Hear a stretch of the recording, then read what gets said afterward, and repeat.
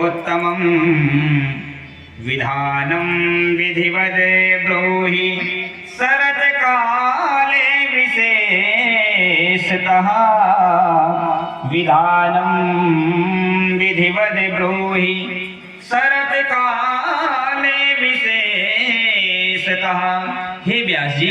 आपने हमें अनेकों कथाओं का ज्ञान कराया, लेकिन अब हम आपसे वह कथा सुनना चाहते हैं जिसमें आप हमें यह बताने की कृपा करें कि कोई भी भक्त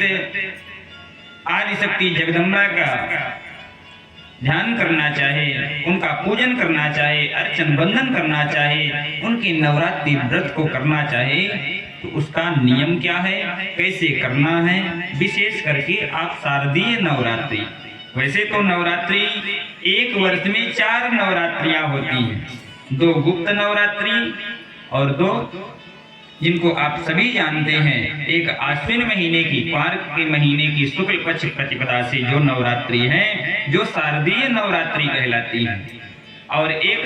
चैत्र पक्ष की, चैत्र महीने की शुक्ल पक्ष की एक नवरात्रि, और एक आषाढ़ के महीने में शुक्ल पक्ष की प्रतिपदा से नवरात्रि गुप्त नवरात्रि, एक माघ के महीने की शुक्ल पक्ष से गुप्त नवरात्रि। इस प्रकार से 4 नवरात्रियां हैं। लेकिन महाराज आप हमें विशेष करके शारदीय नवरात्रि के बारे में बताएं। शारदीय नवरात्रि में भक्त को किस प्रकार से भगवती का पूजन करना चाहिए, अर्चन बंदन करना चाहिए, महाराज ये बताने की कृपा करें। व्यास जी महाराज कहते हैं, जन्मेजय, जिस प्रकार से शारदीय नवरात्रि का विधान है उसी प्रकार से चैत के महीने की नवरात्रि का भी विधान है, क्योंकि चैत के महीने में अनेक प्रकार के रोग बढ़ने लगते हैं, रोग की वृद्धि होने लगती है, अनेक प्रकार के रोगों की वृद्धि होने लगती है। तो प्राणी को चाहिए कि चैत के महीने की नवरात्रि को अवश्य करें, चैत के महीने की नवरात्रि व्रत को अवश्य करें, और माता चंडिका का पूजन करें, क्योंकि माता चंडिका ही हैं जो समस्त रोगों से, समस्त व्याधियों से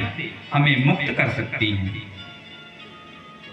और जिस प्रकार से चैत के महीने की नवरात्रि व्रत का विधान है, जिस प्रकार से